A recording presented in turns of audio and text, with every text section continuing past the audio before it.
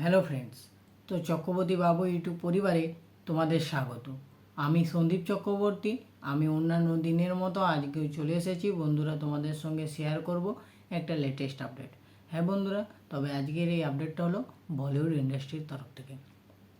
না, শাহরুখ খানের সঙ্গে অ্যাডলি জওয়ান সিনেমাটা করার পর থেকেই একটা গুঞ্জন বিরাট শুরু হয়ে গেছিলো, যেটা তাহলে কি অ্যাডলি এবারে আমাদের নর্থ ইন্ডিয়াতে অর্থাৎ এই হিন্দি মুভিজ ইন্ডাস্ট্রিতে কি অ্যাডলি অংশগ্রহণ করবে বা গুরুত্ব দেবে, তো বা আমাদের সালমান খান, আমির খান বা অন্যান্য যে বলিউড ইন্ডাস্ট্রির নায়করা আছে, সুপারস্টাররা আছে, তাদের সঙ্গে কি কাজ করবে, এ নিয়ে একটা বিরাট কথাবার্তা উঠেছিল সিনেমা মহলে।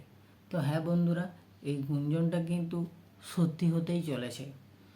যদি সব কিছু ঠিকঠাক থাকে তাহলে খুব শিগগিরই আমাদের সাউথের ডিরেক্টর অ্যাটলি আমাদের বলিউডের সুপারস্টার অর্থাৎ দাবাং খান সালমান খানের সঙ্গে সিনেমা করতে চলেছে। হ্যাঁ বন্ধুরা, তবে এই একই মুভিতে আমরা আরও একজনকে দেখতে পেতে চলেছি। তিনি হলেন রণবীর সিং।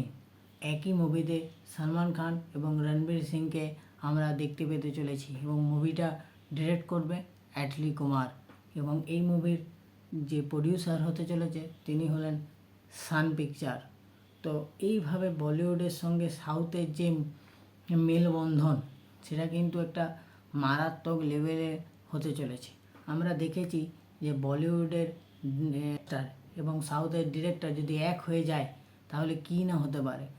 মানে শাহরুখ খানের সঙ্গে অ্যাটলি সিনেমা করেছে জওয়ান, যেটা একটা মেগা ব্লকবাস্টার বলা যেতে পারে।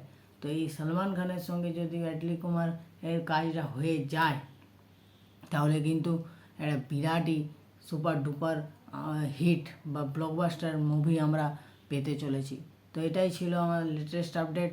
আমার ভিডিওটা যদি ভালো লেগে থাকে তাহলে একটা লাইক করো, কমেন্ট করো, শেয়ার করো এবং আমার ইনফরমেশনটা যদি ভালো লেগে থাকে তাহলে আমার চক্রবর্তী বাবু ইউটিউব চ্যানেলটা সাবস্ক্রাইব করে বন্ধুরা আমার পাশে থাকো।